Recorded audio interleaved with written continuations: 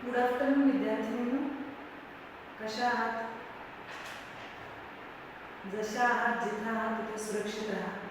कारण सध्याच्या परिस्थितीचा विचार करता आपल्याला आपली स्वतःची काळजी घेणं आणि आपल्याबरोबर आपल्या परिवाराची काळजी घेणं खूप गरजेचं आहे. कारण शरीर धड असेल तर मन धड असेल आणि हे सगळं व्यवस्थित असेल तर आपण आपल्या पुढच्या ज्या नियोजित गोष्टी आहेत त्या करू शकतो. बरोबर की नाही? आता जरी महाविद्यालय बंद असते तरी आपण ऑनलाईन पद्धतीने हे शिक्षण चालू ठेवलेलं आहे आणि त्या दृष्टीने आपल्याला काय करायचं आहे, या ऑनलाईन शिक्षण पद्धतीचा एक महत्त्वाचा भाग म्हणून ऑनलाईन जे व्हिडिओ आम्ही तुम्हाला पाठवतोय ते व्यवस्थित अटेंड करायचे, दिलेल्या वेळेनुसार ते पाहायचे आणि त्यानुसार त्याचं आकलन करायचं आहे आणि जर तुम्हाला काही शंका वाटल्या तर त्या आम्हाला फोनद्वारे विचारायचे. ठीक आहे? तर आजच्या तासात आपण खूप सुंदर असा नवीन पॉईंट पाहणार आहोत. तर ज्या पॉईंटचं नाव आहे, फर्स्ट मॉड्यूलमधला तिसरा पॉईंट आहे, त्याचं नाव आहे सर्वसमावेशक शिक्षणासंदर्भात जाहीरनामे, धोरणे, करार. या सर्वांचा आपल्याला आजच्या तासामध्ये अभ्यास करायचा आहे. समजून घ्यायचं आहे की सर्वसमावेशक शिक्षणाच्या संदर्भात कोणकोणते जाहीरनामे प्रसिद्ध झाले, कोणकोणती ध्येय धोरणे ठरवली गेली आणि कोणकोणते करार व शिफारशी केल्या गेल्या. तर आता पाहतो आपण शिक्षणाचं सार्वत्रिकरण आपल्याला जर करायचं असेल तर अगदी प्राथमिक स्तरापासून ते विद्यापीठीय स्तरापर्यंत आपल्याला प्रयत्न करणं गरजेचं आहे आणि सर्व घटकांचे याच्यामध्ये योगदान असणं गरजेचं आहे. ठीक आहे ना? तर सर्वसमावेशक शिक्षण ही जरी 19व्या शतकाच्या मध्यांतरामध्ये उदयास आलेली संकल्पना असली तरी सुद्धा आज ती संपूर्ण जगात पसरलेली आहे. कारण सर्वसमावेशक शिक्षणाचं महत्त्व सगळ्यांना पटलेलं आहे. अगदी राष्ट्रीय आणि आंतरराष्ट्रीय स्तरावर सर्व शिक्षा अभियान आणि सर्वसमावेशक शिक्षणाचं काय केलेलं आहे, महत्त्व लोकांना पटलेलं आहे आणि त्याच्यामुळे महत्त्वाची ठोस पावलं उचलली गेली. मग या ठोस पावलांमध्ये काही जाहीरनामे प्रसिद्ध केली, काही धोरणं ठरवली गेली, त्याच्यामध्ये वेगवेगळ्या शिफारसी केल्या गेल्या. मग त्या कोणत्या? त्या अगदी महत्त्वाच्या शिफारशी आहेत की ज्या 5 मार्काला टिपेला पण विचारल्या जाऊ शकतात किंवा मग ब्रॉड क्वेश्चनला सुद्धा येऊ शकतात. तर आपण काय करणार आहोत, पहिल्यांदा इंटरनॅशनल लेवलला ज्या काही शिफारशी केल्या गेल्या, ज्या काही ध्येय धोरणांची आखणी केली गेली आणि जाहीरनामे प्रसिद्ध झाले त्यांचा आपण आधी विचार करणार आहोत. त्यामध्ये सर्वप्रथम DMF नावाची महत्त्वाची कृती आराखड्याची ध्येय धोरणाची आपण महत्त्वाची बाब पाहणार आहोत, महत्त्वाचा मुद्दा अभ्यासणार आहोत आणि त्यामध्ये सगळ्यात महत्त्वाची दखल या सर्व समावेशक शिक्षणाची घेण्यात आली आणि त्याच्यामध्ये काय सांगितले हे आपण पाहणार आहोत. तर पहिलं धोरण जे आपण लिहिलं DMF हे 1993 ते 2012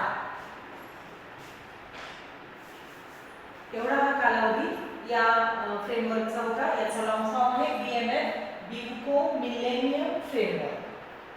पुन्हा एकदा रिपीट करते, ब्यूको मिलेनियम फ्रेमवर्क असा याचा लॉंग फॉर्म आहे.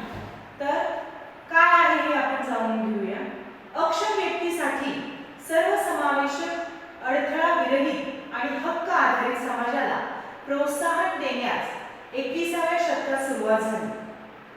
ऑक्टोबर 2012 मध्ये शासनाच्या उच्चस्तरीय बैठकीअंती ब्यूको मिलेनियम फ्रेमवर्क स्वीकारले गेले. त्या संदर्भात अशा समाजाची अक्षम व्यक्तींसाठी आशिया आणि पॅसिफिक खंडामध्ये कार्यवाही झाली. 1993 ते 2012 च्या दशकानंतर लगेच 2002 ते 2012 या पुढील दशकात ही कार्यवाही वाढवण्यात आली. या आराखड्यात एकूण 7 क्षेत्रांची ओळख करून देण्यात आली आणि त्यात 21 ध्येय आणि 17 पद्धतींचा समावेश आहे. या आराखड्यात सक्षम व्यक्तींसाठी समावेशक अडथळा विरहित आणि हक्क आधारित समाज निर्मितीवर भर दिलेला आहे. महत्त्वाची ओळ आहे, पुन्हा रिपीट करते की या आराखड्यामध्ये, हा आराखडा आहे, फ्रेमवर्क म्हणजे आराखडा, कृती कार्यक्रम ज्याला आपण म्हणतो, तर याच्यामध्ये अक्षम व्यक्तींसाठी समावेशक अडथळा विरहित आणि हक्क आधारित समाज निर्मिती कशी केली जाईल यावर भर दिला आहे. मग या आराखड्यामध्ये जी 7 क्षेत्र सांगितली नेमकी कोणती ती आपण पाहूया. तर पहिलं क्षेत्र याच्यामधलं आहे अक्षम व्यक्तींची स्वयंसहाय्य संघटना. काय करायचंय? अक्षम व्यक्तींची स्वयंसहाय्य संघटना. जसं आपण पाहतो बघा की स्वावलंबी शिक्षण हेच आमचे ब्रीद, हे रयत शिक्षण संस्थेचं ब्रीद वाक्य आहे. प्रत्येक मनुष्याने स्वावलंबी जगलं पाहिजे. स्वावलंबनाने आपण आपला विकास करू शकतो, ज्याला आत्मनिर्भर. नरेंद्र मोदी साहेबांच्या भाषणामध्ये आताही मन की बात मध्ये त्यांनी याच गोष्टीवर भर दिला की आत्मनिर्भर बनाना है हमें भारत को, हर आदमी को, भारत के हर भारतवासी को. आत्मनिर्भर म्हणजे स्वावलंबन, स्वतःवर अवलंबून राहणे, दुसऱ्यांवर अवलंबून राहायचं नाही, स्वतःवर निर्भर राहणे. ठीक आहे ना. कणखर बनणे, सक्षम बनणे. मग हे अक्षम मुलांच्या बाबतीत कसं? तर याच्यासाठी स्वयंसहाय्य संघटना स्थापन करायला लागेल की त्यांना स्वयंसहाय्य अर्थतत्वावर आधारित काही संघटना स्थापन करून या मुलांना भविष्यामध्ये तिथे व्यावसायिक शिक्षण दिलं जावं.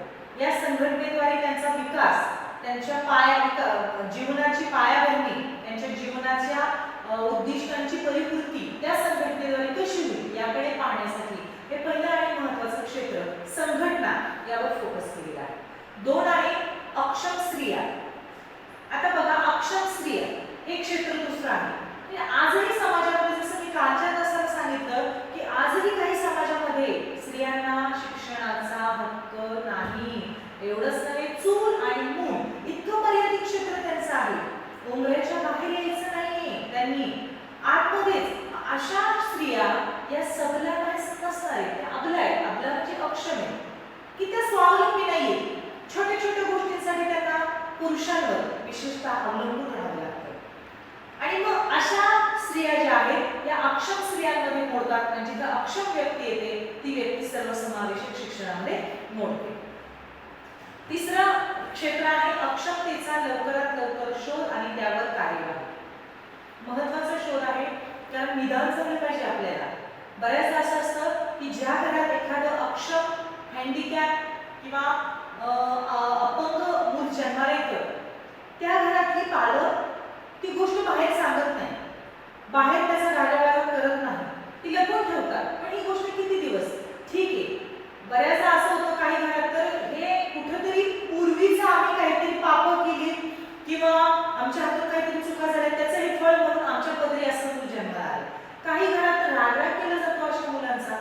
असं न करता पालकांनी ही सगळ्यात महत्त्वाची जबाबदारी स्वीकारली पाहिजे की अशा मुलांचं नेमकं काय, या मुलांमध्ये नेमकं काय वेगळं आहे, यांच्याकडे काय कोणती गरज आहे या मुलांना, तर ही गरज शोधली पाहिजे आणि त्यानुसार त्यांना काय केलं पाहिजे, योग्य उपाय पोहोचवले पाहिजे किंवा योग्य ती त्यांना उपचाराची व्यवस्थित सोय करून दिली पाहिजे.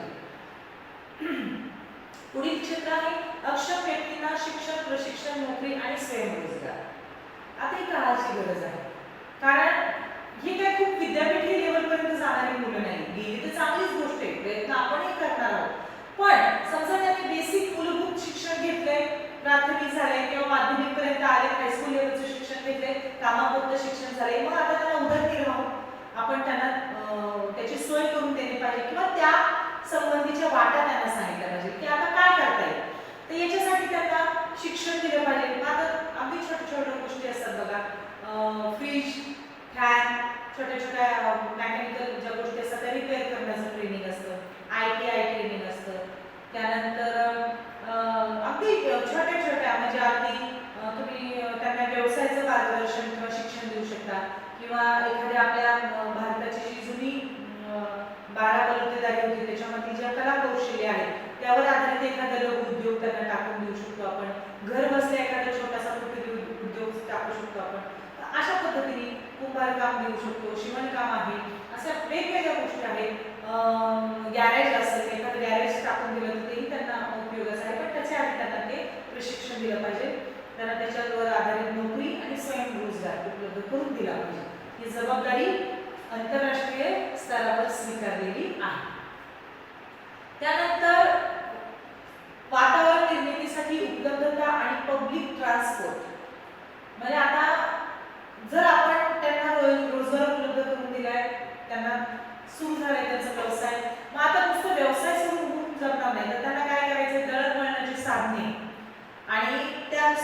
अनुषंगाने निरोगी वातावरणही पोहोचवलं पाहिजे. ते जिथं काम करतात तिथे त्यांच्याकडे पाहण्याचा दृष्टिकोन सगळ्यांचा चांगला असला पाहिजे, सकारात्मक असला पाहिजे. त्यानंतर त्यांनी तयार केलेल्या वस्तूंना बाजारात व्यवस्थित त्यांची विक्री व्हावी याच्यासाठी चांगली बाजारपेठ उपलब्ध करून देणे, दळणवळणाची साधने उपलब्ध करून देणे, ह्या गोष्टी आपण पुरवल्या पाहिजे. पुढील क्षेत्र आहे माहिती संप्रेषणाची उपलब्धता आणि तंत्रज्ञानाची मदत. आता माहिती संप्रेषणाची, आता सध्याचं युग हे काय आहे मुलींनो, माहिती तंत्रज्ञानाचं आहे, हे तुम्हाला माहिती. आताच आपण जे करतोय हे ऑनलाईन पद्धतीचं शिक्षण हे याचं उत्तम उदाहरण आहे. ठीक आहे ना. मग माहिती तंत्रज्ञानाच्या युगातही ह्या अक्षम मुलांनी मागे राहू नये याच्यासाठी त्यांना काय करायचे, या संप्रेषण साधनांची उपलब्धता करून द्यायची. आजकाल घर बसल्या मोबाईलवर नुसतं टच केलं तरी बरीच कामं होऊन जातात. म्हणजे अगदी बिल भरणं, ऍडमिशन केलं, पेमेंट करणं, सगळ्या गोष्टी होतात. पूर्वीसारखा मोबाईल फक्त इनकमिंग आणि आउटगोईंग एवढ्या मर्यादित राहिलेला नाहीये. त्याचे अनेक महत्त्वाचे उपयोग आहेत, त्याचा आपण वापर केला पाहिजे. या व्यतिरिक्त अनेक साधनं आहेत, त्यांचाही आपण काय केलं पाहिजे, या साधनांची ओळख त्यांना करून दिली पाहिजे आणि त्यांना काय केलं पाहिजे, संप्रेषणाची साधनं उपलब्ध करून दिली की त्यांना भविष्यात अनेक गोष्टी सुकर आणि सुलभ होतील. आणि शेवटचं क्षेत्र आहे सामाजिक सुरक्षा, उपजीविका यांची साधन निर्मिती.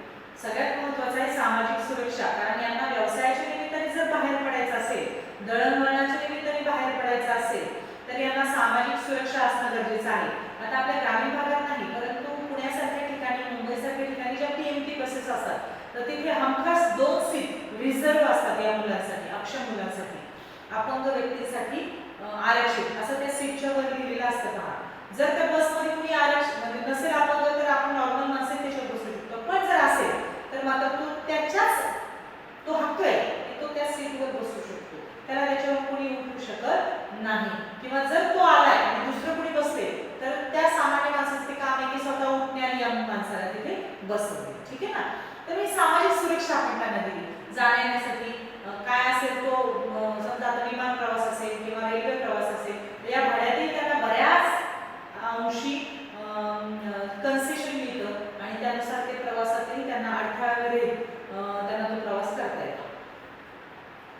पुढे जाऊया आपण, बघूया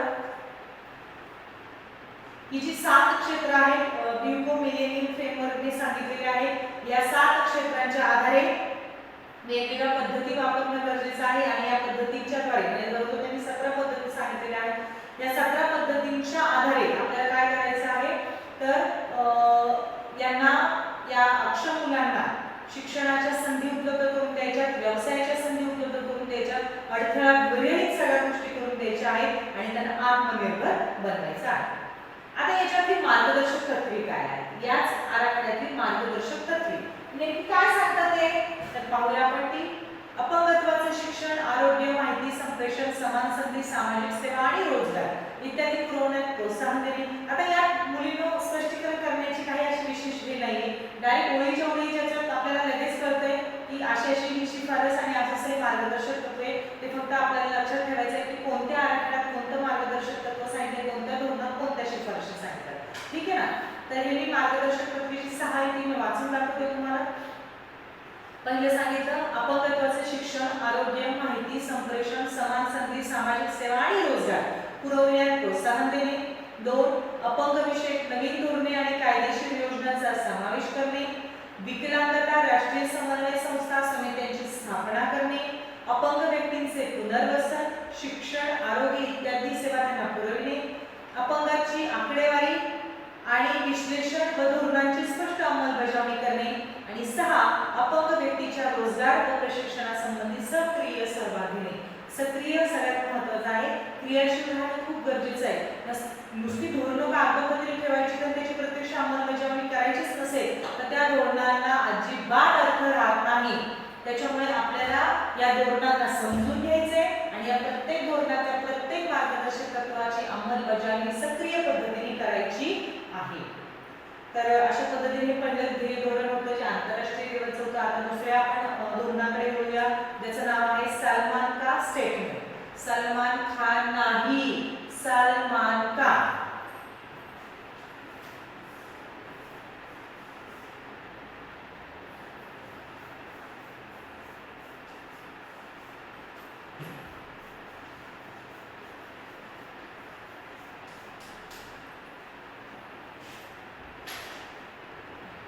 सलमान का स्टेटमेंट.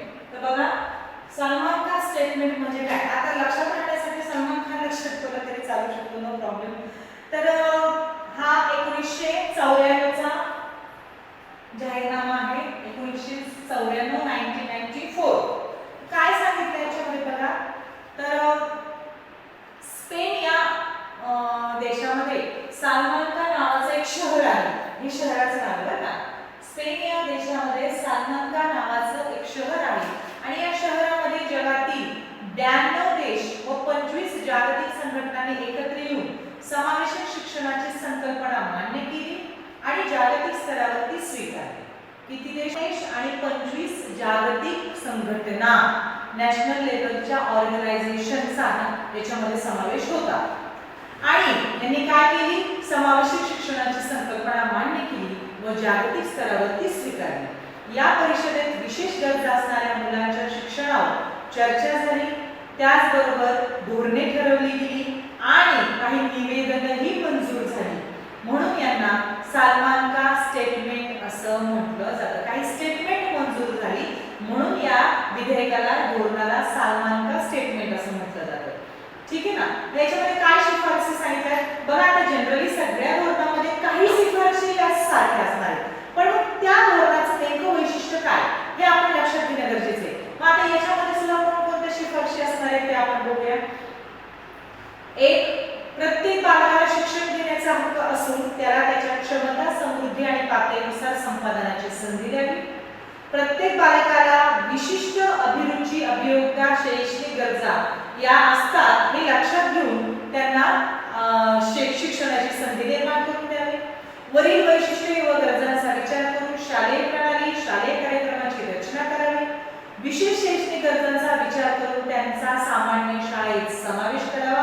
अंडरलाईन ही महत्त्वाची बाब आहे याच्यामध्ये. त्यांच्या गरजापूर्तीसाठी बालकेंद्रित अध्यापनाचा समावेश करावा. सामान्य शाळेत जर हा समावेशक दृष्टिकोन प्रभावित झाला तर जास्तीत जास्त मुलांना शिक्षणाच्या प्रवाहात आणता येईल. शासनाने याविषयी धोरण जाहीर करून समावेशी शिक्षणाच्या तत्त्वांचा, दिग्दर्शन प्रकल्पांचा समाज, पालक व इतर संघटनांचा सहभाग याच्यामध्ये घ्यावा. आणि शेवटी आठवी शिफारस आहे, समावेशी शिक्षणाच्या विकासासाठी शिक्षक प्रशिक्षण कार्यक्रम, सेवांतर्गत, सेवापूर्व आणि प्रशिक्षण हे त्यांना द्यावं. सगळ्यात महत्त्वाचं हे स्टेटमेंट आहे. याच्यावर आपण एकदा फोकस करू. आधी मी वाचून दाखवलंय 7 शिफारसी. काय सांगितलं याच्यात, जे पहिल्या फ्रेमवर्क मध्ये सांगितले की प्रत्येक बालकाला शिक्षणाचा हक्क आहे, तो अधिकार आपण त्याला दिला पाहिजे. कोणत्याही कारणावरून आपण त्याला शिक्षण नाकारणार नाही, नाकारू शकत नाही.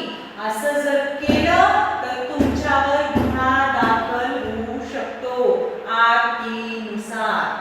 त्यामुळे आपण तसं काही करायचं नाही. त्यानंतर प्रत्येक बालक आणि त्याच्या गरजा, त्याची वैशिष्ट्ये, त्याच्या क्षमता ह्या वेगळ्या आहेत हे आधी आपण मान्य केलं पाहिजे. हे खरंच मनापासून तुम्हाला मी सांगते. टीचर म्हणून तर आहेच, पण पालक म्हणून सुद्धा तुम्ही ही गोष्ट लक्षात ठेवली पाहिजे. एका आईच्या पोटी जर 5 मुलं जन्माला आले तर 5च्या 5 मुलं ही वेगळ्या अभिरुचीची, अभिवृद्धीची, क्षमतेची, बुद्ध्यांकाची असणार आहे. अगदी एकाच आईची जुळी मुलं सुद्धा सारखी नसतात बाळांना. हे नेहमी लक्षात ठेवा. म्हणून प्रत्येक मुल हे विशेष आहे आणि प्रत्येक मुल इतरांपेक्षा भिन्न आहे. या सर्व गरजांचा विचार करून आपल्याला काय करायचंय, शालेय प्रणाली आणि कार्यक्रमांचं नियोजन करायचं आहे. आणि सगळ्यात महत्त्वाचं बालकेंद्रित अध्यापनाचा समावेश करायचा आहे, जे आताची सध्याची शिक्षण पद्धती आहे. पण आता हे 1900 कधी सांगितलेलं आहे, 94 सांगितलेलं आहे बालकेंद्रित शिक्षण पद्धती, जी आता सध्या आपण अंमलात आणलेली आहे. त्यानंतर सामान्य शाळेत जर सामान्य मुलांबरोबर विशेष मुलांना शिकवण्याचा समावेशक दृष्टिकोन विकसित झाला, सक्सेसफुल झाला, तर काय सांगितले या विधेयकाने, तर मुलांच्या शिक्षणाच्या प्रवाहात जास्तीत जास्त मुलं येतील आणि भारत हा विकसित देश म्हणून ओळखला जाईल. कारण जर स्वतःचा विकास करायचा असेल तर शिक्षणाशिवाय पर्याय नाही. मग सामान्य मुलं असो किंवा अपसामान्य मुलं असो. ठीक आहे ना. त्यानंतर शासनाने जी धोरणे आखलेली आहे, जी जाहीरनामे प्रसिद्ध केली किंवा ज्या योजना आखल्या त्या योजना प्रत्यक्ष अंमलबजावणी करण्यामध्ये तुम्हाला कोणाचा सहभाग घ्यायचा आहे तर समाज, पालक, संघटना आणि स्थानिक अधिकाऱ्यांचा तुम्हाला सहभाग घ्यायचा आहे. त्यांच्या सहकार्याशिवाय होऊ शकत नाही. आणि शेवटची महत्त्वाची शिफारस समावेशी शिक्षणाच्या विकासासाठी सगळ्यात महत्त्वाचं शिक्षक प्रशिक्षण कार्यक्रम आयोजित करणं गरजेचं आहे. कारण नाही म्हटलं तरी ती विशेष मुलं आहेत आणि विशेष मुलांना शिकवण्यासाठीच्या पद्धती विशेष असणार आहेत. त्या कोणत्या, त्यांना कशा हँडल करायच्या, त्यांना कसं अध्यापन करायचे हे शिकवण्यासाठी ट्रेनिंगची गरज आहे आणि ते घेणं गरजेचं आहे. अशी शिफारस याच्यामध्ये सांगितली. म्हणजे खूप वेगळ्या आणि महत्त्वाच्या शिफारसी सालमानका स्टेटमेंट मध्ये सांगितलेल्या आहेत. तिसरं जे स्टेटमेंट आहे त्याच्याकडे बघूया आपण. कृती आराखडा दिसतंय का मुलींनो? कृती आराखडा त्याच्यासाठी मी बोलतीये, जर दिसत नसेल तर डायसमुळे. कृती आराखडा हा 1994 चा. तर पहा मुळात हा कृती आराखडा जो आहे तो याच स्टेटमेंटवर बनवलेला आहे. तर या आराखड्यामध्ये काय सांगितलेलं आहे पहा. सालमानका स्टेटमेंट मध्ये निश्चित झालेली शिक्षणाची तत्त्वे, धोरणे, शिफारसी याची माहिती प्रत्येक क्षेत्रात प्रत्येक स्तरावर पुरविणे, विशेष गरजांच्या शिक्षणाबद्दल नवीन विचारधारा मांडणे आणि आंतरराष्ट्रीय व क्षेत्रीय स्तरावर मार्गदर्शक तत्त्वे सांगणे. बघा स्पेन मधल्या सालमानका या शहरातल्या परिषदेनंतर हा कृती आराखडा तयार केला. कृती हा शब्द महत्त्वाचा आहे. ऍक्शन घेणं गरजेचं आहे. आता त्याच वर्षी लगेच 1994 साली ऍक्शन आराखडा बनवलेला आहे, कृती आराखडा बनवलेला आहे आणि फ्रेमवर्क बनवलेला आहे. तर त्यानुसार आपल्याला काही कृती करायच्या आहेत आणि त्या कृती शासनाने लवकरात लवकर प्रत्यक्ष अंमलबजावणीत आणाव्यात असा त्याचा उद्देश आहे. तर याच्यामध्ये काय कृतींना महत्त्व आहे कोणत्या? तर बघा शाळेने प्रत्येक बालकाला बिना शर्त स्वीकारणे, पहिली कृती आपल्याला ती करायची आहे. प्रत्येक मुलाला शाळेने बिना शर्त, हे नाही चालेल, ते नाही चालेल, आपण काय चालेल, हे नाही, आठ पैसे काही बघायचं नाही, लगेच ऍडमिशन द्यायचं. 2 सर्व मुलांना एकत्रितरित्या अध्ययन करणे. 3 देशातील सर्व क्षेत्रात सर्व व्यक्तींना शिक्षण घेता येईल यावर शासनाने लक्ष केंद्रित करणे. 4 प्रौढ शिक्षण कार्यक्रमाद्वारे ज्या व्यक्ती शिक्षणापासून वंचित आहेत त्यांना मूलभूत कौशल्य शिकविणे. 5 राष्ट्रीय स्तरावर धोरण आखणे. 6 बालकाच्या क्षमता अभिरुचीनुसार अभ्यासक्रमात संधी देणे आणि 7 स्वअनुभव व प्रात्यक्षिकावर अध्ययन करणे आणि प्रशिक्षित विशेष शिक्षकाची सहाय्य साधन तज्ञ म्हणून नियुक्ती करणे. म्हणजे ज्या 7 शिफारसी सालमानका स्टेटमेंट मध्ये सांगितल्या त्या 7 शिफारशीवर 7 कृती आपल्याला कृती आराखड्यात पाहायला मिळतात. किती सोपं आहे बघा, लक्षातही राहायला सोपं आहे आणि यावरच आधारित एकमेकांवर डिपेंड आहे, त्याच्यामुळे अगदी समजायला सोपं आहे. समजलंय? ठीक आहे, पुढे जायचं आपण. चालेल, जास्त मी लोड देणार नाही, अजून एक धोरण घेऊया आणि आजच्या तासात इथे थांबूया. ठीक आहे, तर पुढील धोरण आहे United Nations Convention on Aid of Person with Disability, अक्षम व्यक्तींच्या अधिकारासंबंधीच्या शैक्षणिक तरतुदी, ज्याला UNCRPD असं म्हणतात. इथे लिहा UNCRPD.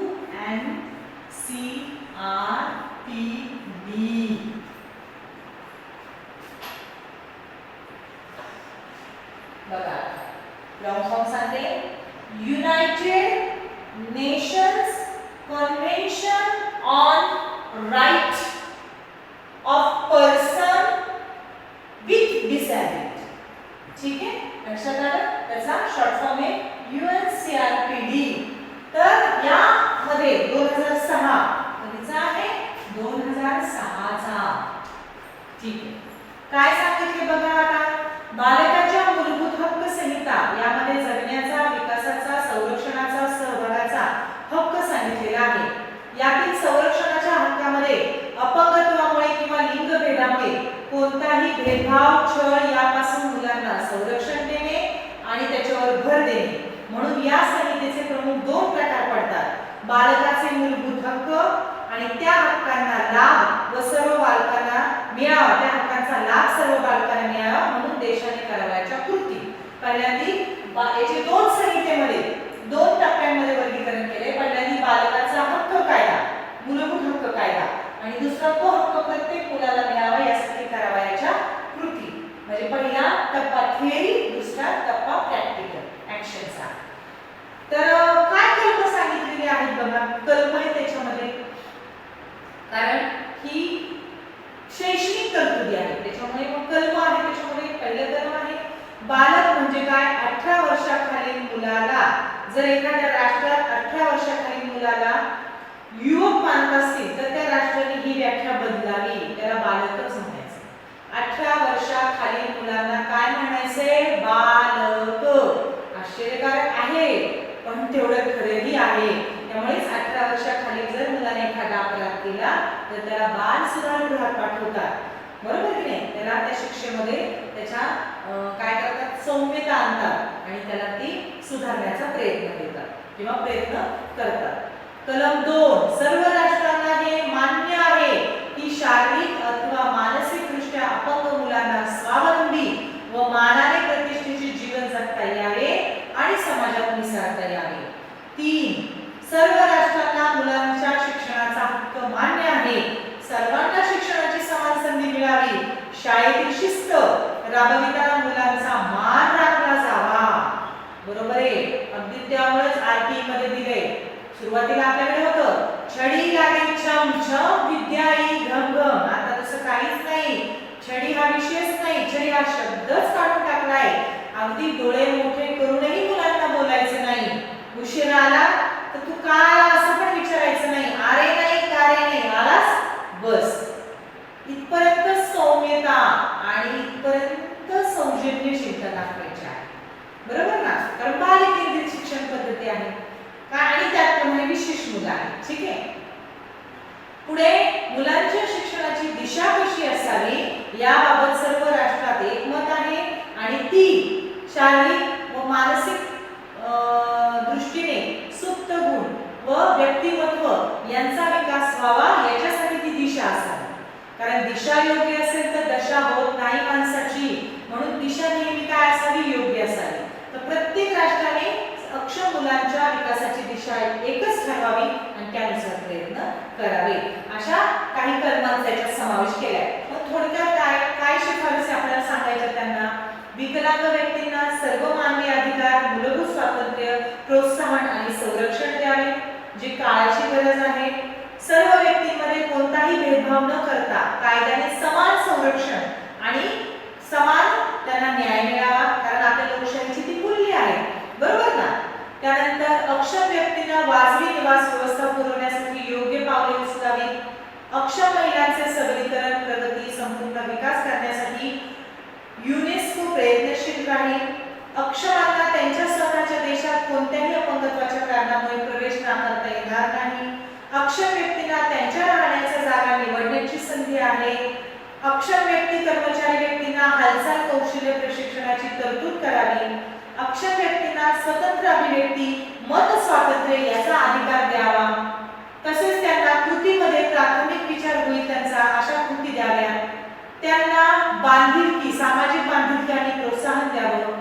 त्याचबरोबर वेगवेगळ्या सोयी सुविधा पुरवाव्यात आणि सगळ्यात महत्त्वाचं त्यांना जगण्याचा अधिकार द्यावा. माणूस म्हणून जगण्याचा महत्त्वाचा हक्क आहे तो, आणि तो त्यांना दिलाच पाहिजे. आणि त्यांना तो अधिकार मिळाला तरच त्यांना स्वतःची प्रगती करण्यास कोणी अडवू शकत नाही, त्यांना ती करता येईल. ठीक आहे ना. अडथळाविरहित जगता येईल. जसं अडथळाविरहित शिक्षण तसं अडथळाविरहित आयुष्य किंवा जीवन ते पण गरजेचं आहे.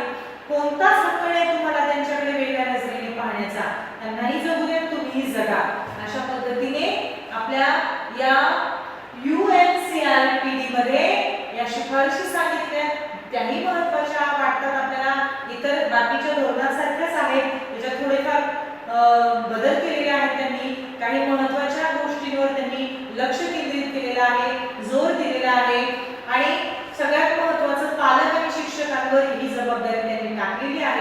जेणेकरून ही मार्गदर्शक तत्वे, ही कलमे, कलमातल्या गोष्टी, बाबी प्रत्यक्ष अंमलबजावणीमध्ये पालक आणि शिक्षक यांचा महत्त्वाचा रोल आहे आणि यांना सहकार्य शासनाचं असणार आहे.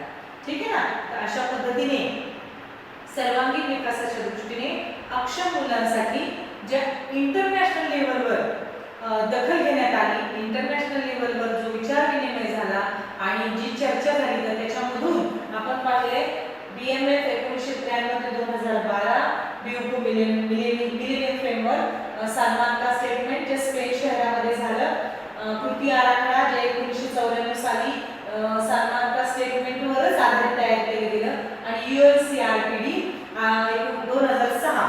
तर ही महत्त्वाची आंतरराष्ट्रीय लेवलची ध्येय धोरणे होती की ज्याच्यामध्ये खूप महत्त्वाच्या गोष्टी नमूद केल्या गेल्या अक्षम मुलांच्या संदर्भामध्ये. ठीक आहे ना. तर आधी जसं तसं पाठ करून उतरवलं तरी काय अडचण नाही, याच्यामध्ये तुम्हाला तुमच्या मनाचं काहीच घालायचं नाही.